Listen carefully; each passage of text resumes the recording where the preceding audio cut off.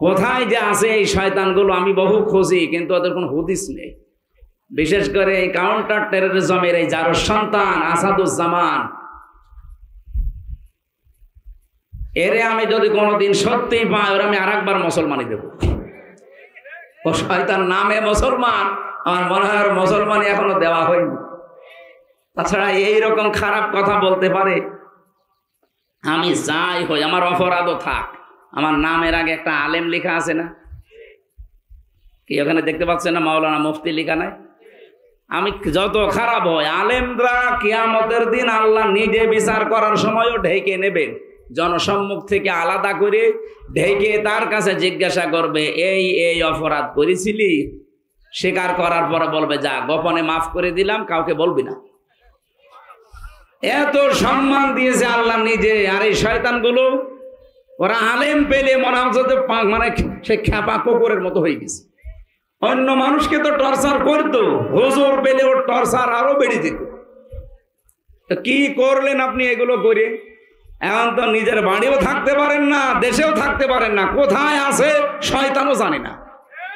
আমি বহু খুঁজতেছি, একটারও পাইনি। আমার রিমান্ডে 11 জন দায়িত্ব ছিল, এই শয়তানগুলোর একটাও পাচ্ছি না। আমি যদি পাই কাউকে, আমার বাবার ওই টাকা তাদের কাছে আমি আদায় করি না। এই জন্য যারা এখনো এই ধান্দায় আছেন যে এতদিন খেতে পারিনি তাই খাচ্ছি, এই যে ফজো পাগলা নামে একজন আছে, ওই শয়তানের কথাবার্তা সব উল্টা পাল্টা। এই শয়তান বলছে এই 15 বছর খাইনি, এখন খাবো না। মানে ওর নামের মিনিং বের করেছে একজন, দেখলাম ফতে ফাউল, বর্গের যতে জারজ, আর লতে লুচ্চা, ফজলু দিয়ে কি হয় আপনি এবার মিলান তো। ওর মুখ দিয়ে যে সমস্ত কথাবার্তা বের হবে এটাই স্বাভাবিক। আমার মনে হয় এই ডাকসু আর জাকসু নির্বাচনে ছাত্র দল থেকে একজনও নির্বাচিত হতে পারেনি, শুধু বিএনপির কয়েকজন নামধারী এই মুনাফিকের কারণে। এই নয়ন নামে একটা আছে মাগুরাতে বাড়ি, একটা টাটকা নির্ভেজাল মুনাফিক। আর এই ফজো পাগলা কিশোরগঞ্জের, ওদিকে আছে পাবনার। এই নামগুলো নিতে আমার কাছে ঘৃণা লাগে। এগুলো মানুষ নামে কলঙ্ক। একটা মাজলুম দল বিএনপি, তারা এই 15.5 বছরে বহু জুলুমের শিকার হয়েছে, তাদেরকে ডুবিয়েছে এই কয়েকটা শয়তানের কথা।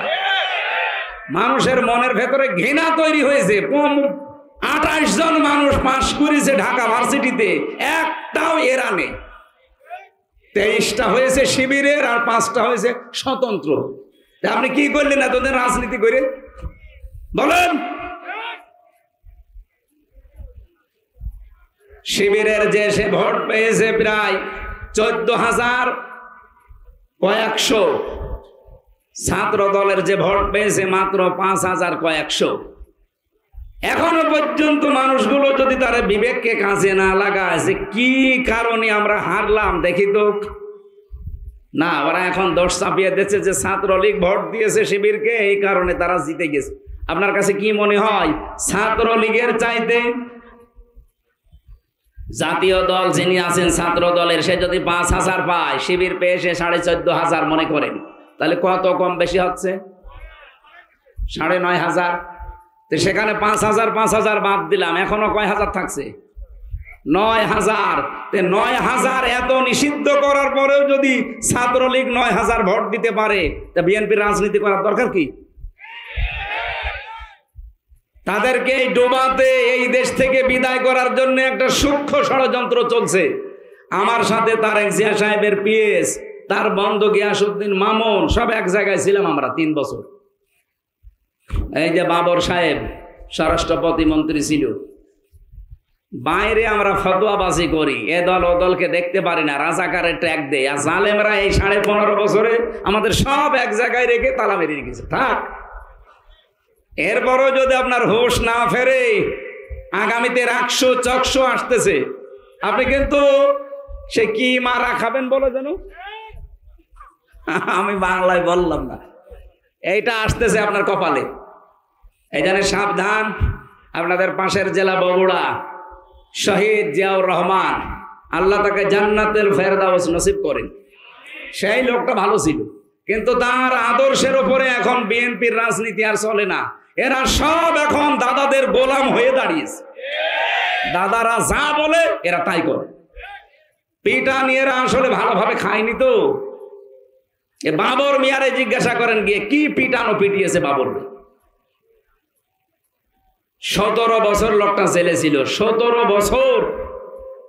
মাঝে মাঝে আমার বলতো, হামজা মনে হয় যে আমি ফাঁসি দিয়ে মরে যাই। কেন? মানুষ এভাবে থাকতে পারে? গিয়াসউদ্দিন মামুন ভাই 17 বছর ছিল, কি অবস্থায় রেখেছিল জেলের ভেতরে এই বিরোধী দলের লোকজনকে আপনি জানেন? মনে আছে যে আমাদের এক একটা দিন 1 বছরের চাইতে কঠিন মনে হতো। এখন যদি আমাদের এই দেশে আমরা যারা ওই 14 দল বাদ দিয়ে আছি, তারা যদি কামড়া কামড়ে আরম্ভ করি এই দাদাদের ইশারায়, দেখবেন আবার জালেমরা কিন্তু ভর করবে। তখন দোয়া দরুদ পড়েও কিছু হবে না। এই জন্য বাদ দেন ভাই, ভাড়াডবি হওয়ার আগে একটু চিন্তা ভাবনা করে আগান। ওই মানধাত আমলের সমস্ত ত্যাগ দিলে এখন আর কেউ খায় না।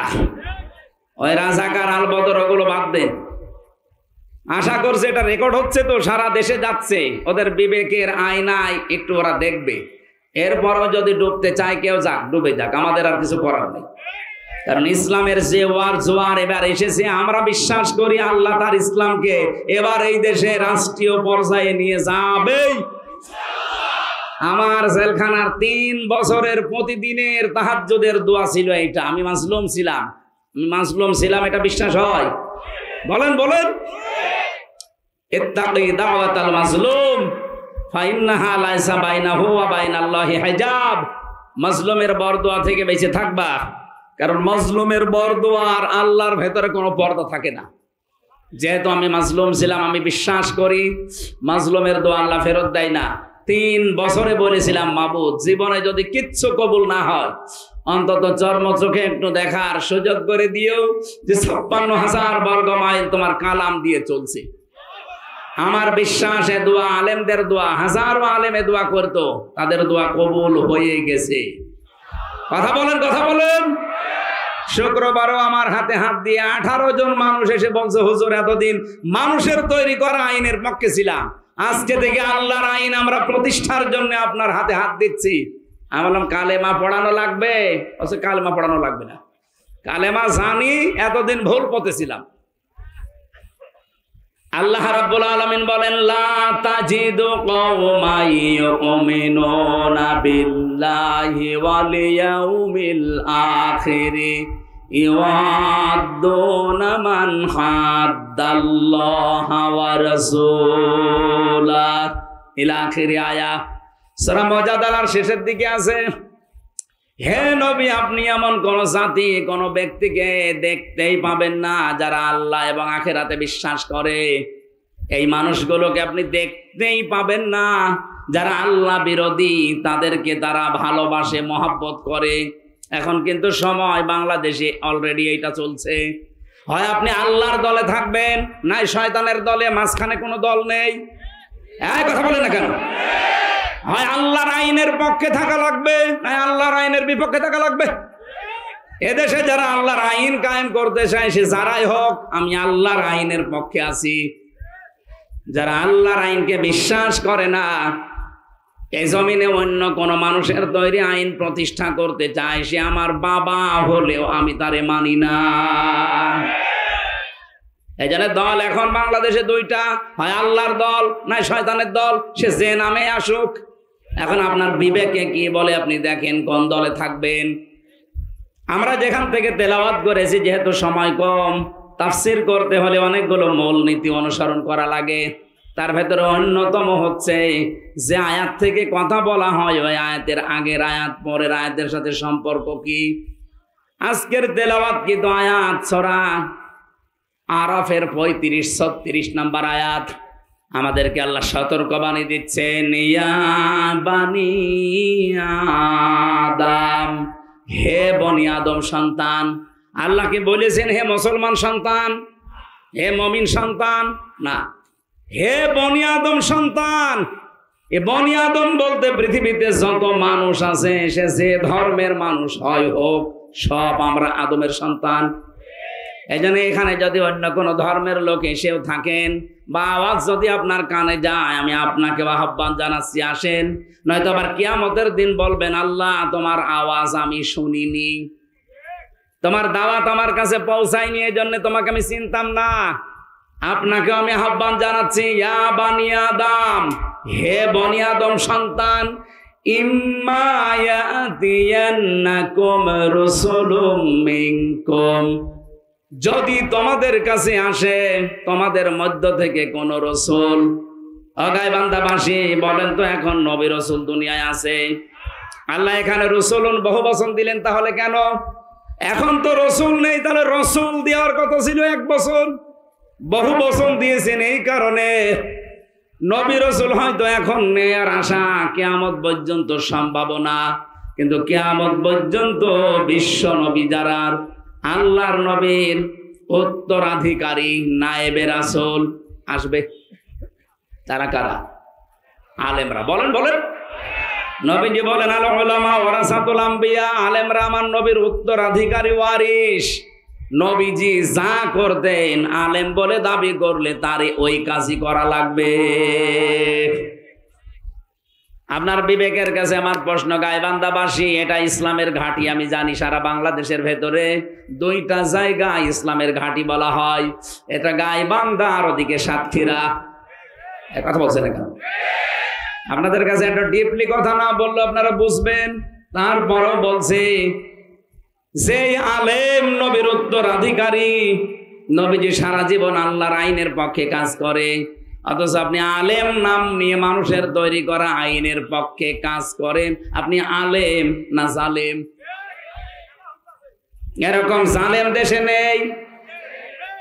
কথা বলছেন আমার? এগুলো টাটকা নির্ভেজাল জালেম। হ্যাঁ, আপনাকে আল্লাহ এই দিন প্রচারের কাজে, দিন কায়েমের কাজে লাগায় না কেন? তারও কারণ আছে। আল্লাহু ইয়াজতাবি ইলাইহি মাইয়াশা ওয়া ইয়াহদি ইলাইহি মাইয়ুনিব। সূরা শুরার 13 নম্বর আয়াতের শেষের দিকে আছে, আল্লাহ পাক বলেন, আমি যাকে পছন্দ করি, নির্বাচিত করি, মনোনীত করি, আমি আল্লাহ যাকে ভালোবাসি এই মানুষটাকে ওয়াহদি ইলাইহি মাইয়ুনিব, তাকে দেখাই যেই লোকটা আমি আল্লাহর দিকে মন থেকে ফিরে আসতে চাই, তাকে আমি আল্লাহ আমার দিন কায়েমের কাজে লাগাই। সুতরাং দিন কায়েমের জন্য আপনাকে মনোনীত হওয়া লাগবে, নির্বাচিত হওয়া লাগবে, আর নির্বাচিত আল্লাহর কাছে হতে হলে ফিরে আসা লাগবে আল্লাহর দিকে। হয়তো আপনি এখন ওইভাবে ফিরে আসেননি মন থেকে, এই জন্য আপনার মতো আলেমকেও আল্লাহ দিন কায়েমের কাজে লাগায়নি। যারা আলেম আছে তাদেরকে বলছি, বলেন তো আমি কি আয়াত ভুল বললাম? এই আয়াতের আগের শব্দটার দিকে তাকালে আরো আশ্চর্য হয়। কাবুরা আলাল মুশরিকিনা মা তাদউহুম ইলাইহি। হে নবী, আপনি যেদিকে মানুষকে ডাকেন দিন কায়েম করো জমিনে, এটা শুনলে সবচাইতে বেশি মন খারাপ হবে, রাগ হবে মুশরিকদের। কাদের?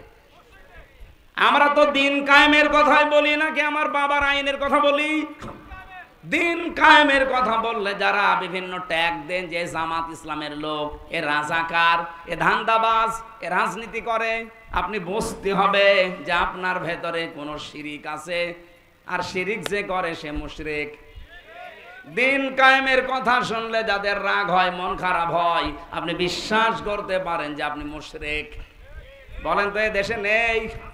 অনেক আলেম পর্যন্ত আছে।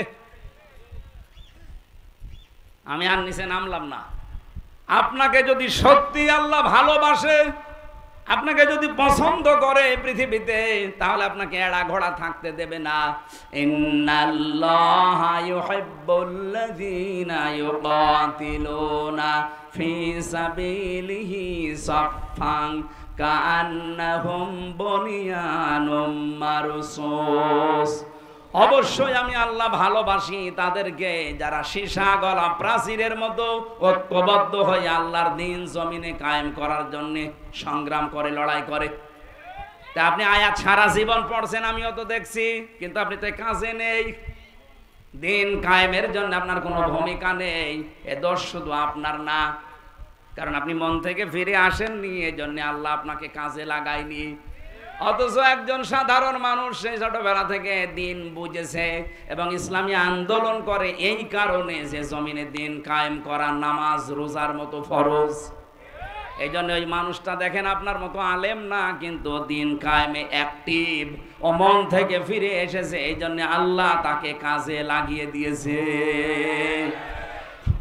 আজকে আমি যেখানে ছিলাম খাবারে বাড়িতে, কোন বাড়ি জানি না, অনেকটা মাস্টার মানুষ, অথচ দিন কায়েমের জন্য লোকটা জেল পর্যন্ত খেটেছে। কত আলেম দেখলাম 15.5 বছরে বাতিলের 5 আটা গোলামি করে জীবনযাপন করেছে। আমি কি বেশি বললাম?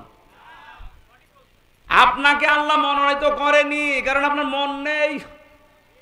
আর দিন কায়েমের কথা, আল্লাহর বিধান কায়েমের কথা বললে যদি রাগ হয় আপনার মনে, মনে খারাপ হয়, আপনি ধরে নেবেন যে আপনার দ্বারা কোনো না কোনো শিরিক হচ্ছে, আর শিরিক হলে আপনি মুশরিক, আপনার কাছে জীবনেও দিন কায়েমের কথা ভালো লাগবে না।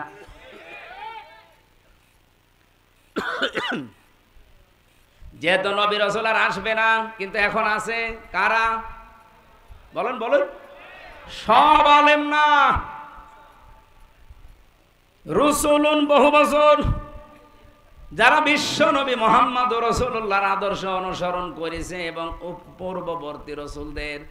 সূরা ইয়াসিনের 30 নম্বর আয়াতটা একটু পড়বেন বাড়িতে।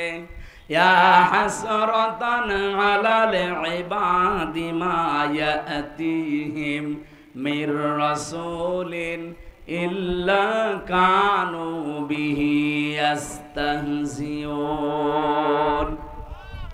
আল্লাহ পাক বলেন, আমার বান্দা বান্দীদের জন্য আমার আফসোস, আমার আক্ষেপ যে এমন কোন নবী রাসূল পাঠালাম না যার সাথে সমসাময়িক মানুষেরা ঠাট্টা করে নাই, বিদ্রূপ করে নাই, উপহাস করে নাই। বলেন তো নবীদের চরিত্র খারাপ ছিল? বলেন বলেন। তাদের সাথে ঠাট্টা করার কারণই তো এইটা যে তারা আল্লাহর বিধানের কথা বলতো। কথা বলেন না কেন? সুতরাং আজও যদি কেউ আল্লাহর বিধান কায়েমের কথা বলে, বুঝবেন সেই নবীওয়ালা কাজ করছে। নবীদের সাথে যেমন ঠাট্টা বিদ্রূপ উপহাস করা হয়েছিল, সত্যিকারে কেউ যদি নায়েবে রাসূল হয়ে দায়িত্ব পালন করতে চায়, তাকেও মানুষ ঠাট্টা করবে, বিদ্রূপ করবে, উপহাস করবে, বিভিন্ন উল্টাপাল্টা নাম তারে দেবে। কথা বলেন ঠিক কিনা? এমনকি নবীজির মতো মানুষকে তারা 3 বছর জেলে রেখেছিল, দেশ থেকে তাড়িয়ে দিয়েছিল। আর আমি এমন মাওলানা যে আমারে সবাই ভালো বলে। নবীজির মতো এত বড় ভালো মানুষকে সবাই ভালো বলে নাই, আবু জেহেল ভালো বলেছে। আপনারা যে সবাই ভালো বলে, আপনি কি নবী চাইতে ভালো মানুষ? তাহলে বুঝে নিতে হবে আপনার ভেতরে কোনো না কোনো কায়দায় মুনাফিকি ঢুকেছে।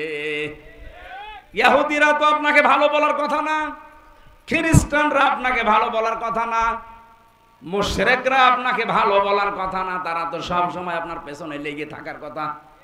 তারাও দেখে না, বলে হুজুর খুব ভালো। আপনি কি রাগ করলেন? আল্লাহ এখানে দিয়েছে রসুলুম মিনকুম, তোমাদের ভেতর থেকে রসুল আসবে। যেহেতু এখন নবী রসুল আর নেই, সুতরাং বিশ্ব নবীর নায়েব তারা, যারা তাদের এলেম অনুযায়ী নবীদের মতো রসুলদের মতো কাজ করছে। কি করেছে তারা? ইয়াকুসুনা আলাইকুম আয়াতি, এই মানুষগুলো আল্লাহর আয়াত বর্ণনা করতো, আল্লাহর আয়াতগুলো তেলাওয়াত করে মানুষদেরকে শোনাতো, বর্ণনা করে করে। ফামানিত্তাকা ওয়া আসলাহা, যে ব্যক্তি নবী রাসূলদের কাছে এই কাহিনী শোনার পর, আল্লাহর কিতাবের কথাগুলো শোনার পরে নিজেদেরকে আল্লাহর ভয়ে ভীত বানাবে, তার মানে মুত্তাকি হবে এবং নিজেদেরকে সংশোধন করে নেবে। ফালা খাউফুন আলাইহিম, তাদের কোনো ভয় নেই। ওয়ালা হুম ইয়াহজানুন, কোনো চিন্তাও নেই। গায়বান্ধা বাসে আমি নিজের থেকে বলছি না, সব কোরআন থেকে কোট করা। সুতরাং এই মুহূর্তে যে বিষয়টা আসতেছে সামনে, আমরা তো নবী রাসূলদের দায়িত্ব যেভাবে পালন করা 100 ভাগ পারবো না, যতটুকু পারছি চেষ্টা করছি। আল্লাহর কোরআনের তেলাওয়াত কিন্তু আয়াতগুলো পড়ে পড়ে ব্যাখ্যা করলে আপনি নিজেকে সংশোধন করে নেন। এতদিন আপনার ভেতরে সুদ ছিল, আপনি এখন ছেড়ে দেওয়ার সিদ্ধান্ত নিয়ে নেন। এলাকায় সুদ আছে কিনা আমি জানি না, আমার মনে হয় ওয়াজ এলাকার জন্য না। এই যে 1000 টাকা ছেড়ে রাখে মাসে মাসে, বছরে বছরে 100 টাকা করে বেশি পায় না? মাসে না বছরে ভাই? মাসে, সপ্তাহেও নেয়। এই যারা এটা করেন, আপনি কি না জেনে করেন না জেনে করেন? আপনি যদি জেনে এই কাজটা করেন তাহলে আপনার মায়ের সাথে আপনাকে জেনা করা লাগবে। হ্যাঁ, একই জিনিস। সুদ খাওয়া আর মায়ের সাথে জেনা করা একই জিনিস। আপনি তো জীবনেও এই কাজ করতে রাজি হবেন? কোন পাগলও রাজি হবে তার মায়ের সাথে? বলেন বলেন। অথচ হাজারো নামাজি মুসলমান দাবি করে দেদারসে সুদ খাচ্ছে। এটা ওয়াজের দ্বারা বন্ধ হওয়া জীবনও সম্ভব না, এটা বন্ধ হওয়া সম্ভব আল্লাহর আইনের দ্বারা। আমরা এইটাই চাচ্ছি ভাই। এই আইনটা আপনি জায়গা মতো নিয়ে যান, শুধু কায়েম করে দেন। বলে না সুদ ছাড়া ব্যাংক চলে, সুদ ছাড়া চলা যায় কেন? সুদ ছাড়া ব্যাংক চলছে না সৌদি আরবে? আপনি আল রাজি ব্যাংকের দিকে তাকান তো, চলছে না? সুদ ছাড়া ব্যাংক এই আফগানিস্তানে চলছে না? চলবে না মানে? এটা শুধু কায়েম করে দেওয়া দরকার আইন পাশ করে। মানুষ অভ্যাসের দাস, অভ্যাস তৈরি হয়ে গেলে এমনি পরিবর্তন এসে যাবে। এটা ওয়াজের দ্বারা যদি হয়তো, মাওলানা সাইদি 50-60 বছর ওয়াজ করেছে, একটা শুধু বন্ধ করতে পেরেছে? উনি একটা শিরিক বন্ধ করেছিল সংসদ থেকে। সংসদে আগে যাওয়ার আগে মাথা নিচু করা লাগতো। উনি বলেছেন আল্লাহ ছাড়া কারো সামনে মাথা নত করা জায়েজ নেই, সে যেই হোক। সুতরাং এই শিরিক মুসলমানের দেশে চলতে পারে না। স্পিকার বলেছিল যে সাইদি সাহেব এটা তো এইভাবে হয় না, আপনি বিল পাস, হাত উত্তোলন করতে বলবো, আপনারা যদি 300-র ভেতরে 151 জন হাত তুলতে পারে এই বিল পাস হয়ে যাবে। ওই দিন পাস হয়ে গেছে। আমরা চাই এই যে 300 এমপি এবার যাবে, 151 জন যদি এবার কোরআন বুকে নিয়ে যেতে পারে, ইসলামের যত নিয়ম আছে ফরজ বিধান সব শুধু বলবে আপনারা হাত তোলেন। ডাক্তার আব্দুর রহিমের মতো এই গাইবান্ধা জেলায় আরো যারা আছে, এই মানুষগুলো যদি একবারে ওই দিন বলে হ্যাঁ আমরা নামাজের পক্ষে, আমরা যাকাতের পক্ষে, আমরা ন্যায় অন্যায়ের বিপক্ষে, এরকম কথা যদি বলে না, প্রতিদিন দেখবেন আল্লাহর একটা একটা করে বিধান পাশ হয়ে যাচ্ছে। 5 বছর লাগবে না, মাত্র কয়েক বছরের ভেতরে বাংলাদেশ মিনি জান্নাত হয়ে যাবে। বাইরের দেশগুলোতে গিয়ে আমি দেখেছি আল্লাহর বিধান সেখানে পুরাপুরি চলে না, কিছু চলে, কিন্তু তাদের আইনের প্রতি শ্রদ্ধা থাকার কারণে কোনো ডাকাতি নেই, কোনো চুরি নেই, খাদ্যে ভেজাল নেই। আমি মালয়েশিয়াতে 12 দিন থাকলাম কয়েকদিন আগে গিয়ে, একটা হাসি পর্যন্ত আসে না, কারণ খাদ্যে ভেজাল দিতে কেউ যদি ধরা পড়ে সঙ্গে সঙ্গে তারা মেরে ফেলবে। আর আমাদের কি হয়, খাদ্যে ভেজাল দেয়, ধরা পড়ে 3 মাসের জেল দেয়। ও 3 মাস জেল খেটে এসে খাদ্যে যা ভেজাল দিয়েছিল ডবল করে দেয়। আপনার হাসি হবে না, কাশি হবে না, আপনার শরীর খারাপ হবে না, হবে কার? মালয়েশিয়া বাংলাদেশের চাইতে প্রায় কমপক্ষে 7 ডবল বড়। শেষ করে দেব, এগুলো পরে দিয়েন, এখন তো সময় আছে। এত বড় বিশাল দেশ যেখানে আমার প্রতিদিন জার্নি করা লাগতো কমপক্ষে 1,500-2,000 কিলোমিটার, তার মানে এরকম বাংলাদেশ পুরাটা 2 ডবল শেষ করি যে একটা মাহফিল। এ বাংলাদেশে মাথা থেকে ও মাথা 1150 কিলোমিটার, মাত্র 2000 কিলোমিটার, 2200 কিলোমিটার যদি রান করা লাগে, পুরা বাংলাদেশের কয় ডবল? এত দূর যেয়ে একটা মাহফিল করতাম। রাত নেই দিন নেই, গাড়ি চলছে, শুধু পাহাড়, মরুভূমি, পাথর আর ওই পাম গাছ ছাড়া কিচ্ছু নেই, খালি জঙ্গল। রাত 2টা-3টার দিকে যাচ্ছে, ড্রাইভার আমারে বলছে হুজুর কোনো চিন্তা নেই, শুধু আল্লাহ ছাড়া কারো ভয় নেই, কেউ আসবে না সামনে। ওই রকম একটা দেশ আমরা দেখতে চাই না? এটা কি মানুষের তৈরি করা আইনে সম্ভব? আল্লাহর আইন লাগবে। এই 54 বছরে আমাদের ধোঁকা দিয়ে বোকা বানিয়ে রেখেছে এই দেশের নেতারা। তারা ঠিকই তাদের স্বার্থ সিদ্ধি করেছে, তাদের ছেলে মেয়েদের ঠিকই লন্ডন আমেরিকায় পড়ায়, আর দেশে মরি আমরা নিজেরা। এবার আর এই পাগলামি করব না। কি কথা বলেন না কেন? আপনি একটা বারের জন্য কোরআনের হাতে একটু তুলে দেন, দেখেন এই দেশও মালয়েশিয়ার মতো দাঁড়িয়ে যাবে। আজকের মাহফিলে যে আবু বকর সিদ্দিক আলহাজ, উনি টাকা দিয়েছেন, 500 টাকা দিয়েছে, আবার নাম লিখে দিয়েছে। আলহাজ লেখা আছে না নামের আগে, তো 5000 টাকা দেওয়ার কথা। এরকম হাজি যারা আছেন, হাজি অবশ্যই ধনী মানুষ, নয় তো আপনি এত টাকা ঘর ঘর হজ করতেন না। সাধ্য যদি থাকে আপনার কোরআন প্রচারে, আপনার সম্পদ, আপনার সময়, আপনার বিবেক ব্যয় করবেন। কারণ কোরআনের পেছনে যা ব্যয় হয় কিয়ামতে তার হিসাব আল্লাহ নেয় না। এজন্য আশা করছি পুরা জীবনটাই যেন কোরআন কেন্দ্রিক ব্যয় হয়। মেয়েরা যারা এসেছে, নেহায়েতের পরবর্তীতে কিছু কথা আমরা বলতাম। আজানের সময় হয়ে যাচ্ছে, তাড়াতাড়ি করছি। আমার গাড়ি এখানে এসেছে, ওখানে মেয়েদের একটা বই লিখেছিলাম জেলখানায়। দাম্পত্য জীবনে যে স্বামী স্ত্রীর মারামারি, গন্ডগোল, সমস্যা, এর সমাধান কি করে করা লাগে ওটা দেওয়া আছে। ওটা যাওয়ার সময় আপনার বর জন্য একটা একটা করে নিয়ে যান, কাজে লাগবে। আমি আজকে আর এই নামাজের দিকে তাকিয়ে চালাতে পারছি না, কারণ এখন আর 4-5 মিনিট আছে। আজান দিয়ে দিলে সেখানে কাঁদা, তো নামাজে মুসিবত হয়ে যাবে। কি এটা?